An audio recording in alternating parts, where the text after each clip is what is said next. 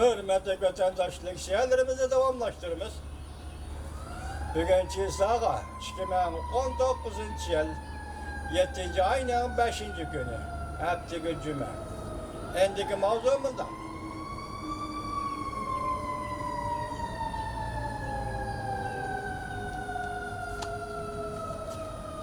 Jungo.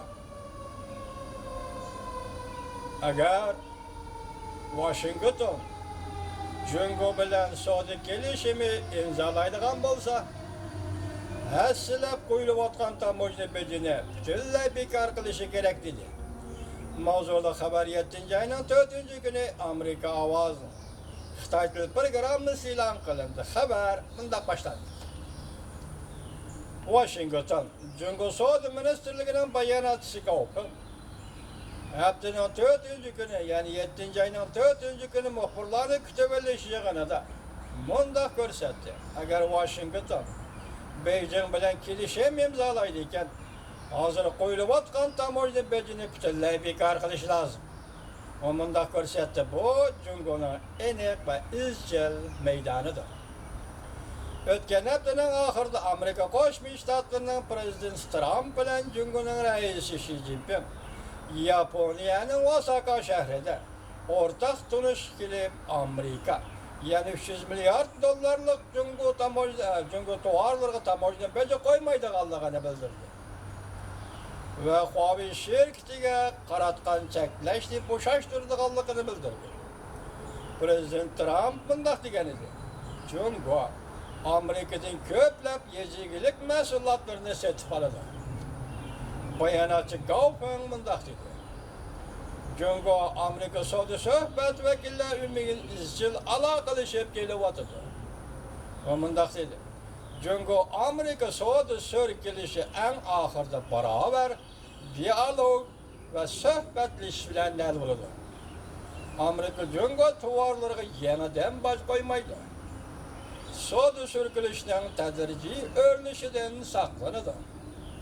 Jungo bunga qarata qarshi oladiganligini bildirdi. Prezident Trump hukumati amaldorlari haftaning 3 kuni 7 ayning 3 kuni bunday ko'rsatdi. Amerika Jungo ishki davlat savdo vakillari kelar hafta suhbatni asliga keltirib, ishki davlatning o'rtasida 1 yil davomlashgan savdo urushini hal qiladi. Aksaray savdo maslahatchisi Larry Kudlow muxbirlari bunday dedi. Başta yuqorida ko'rib o'tdik başdagi leksiyada. Kelar hafta ikki taraf astoydil davomli suhbat o'tkazdi. Amerika savdo vakili ishxonasining bir nafar amaldori bunday dedi. İki taraf suhbat vakillari umigidan kelar yil kelar qatim suhbat elib berishini o'rinlashtirdi. Amerika'nın suhbat vakillari umigining boshlig'i aytishir va moliya ministri Munirchit Jungoning suhbat vakili Davlat mahkamasining muavin vaziri Yuxu suhbat o'tkazdi. Yoki Jungoning savdo vakili suhbat vakili. Aksaray savdo ishlari mudiri Larry Kudlow bunday dedi. İki taraf savdo vakillari umiga yüz o'ltirib tez arada suhbat boshlaydi. Konkret vaqt ayrim e'lon qilindi. U bunday dedi, men suhbat boshlaydigan aniq vaqtni bilmayman. Diqqat vatandoshim, ikki leksiyani bir yerga tizdik sababi dastimizda Larry Kudlow dedi, hozir qo'yilayotgan bajni bekor qilmayman. Ikkinchi leksiyada bayonoma savdo ministri bayonotchisi Jungoning nima dedi?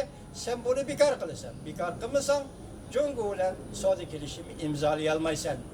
Agar Jungo bilan savdo kelishimni imzolaydi kelsan, unda barliq bajarilayotgan tuzumlarni turlarni hammasi bekor qilasan. Larry Kudlow dedi, bu mumkin emas. Bekor qilmayman dedi. Demak, Amerika Jungo o'rtasidagi savdo suhbati Osakada garchi savdo urushi yumshagan bo'lsa-mu, hozir yana qaysi holatga keldi? Buni tasavvur qila olasiz, hurmatli vatandosh.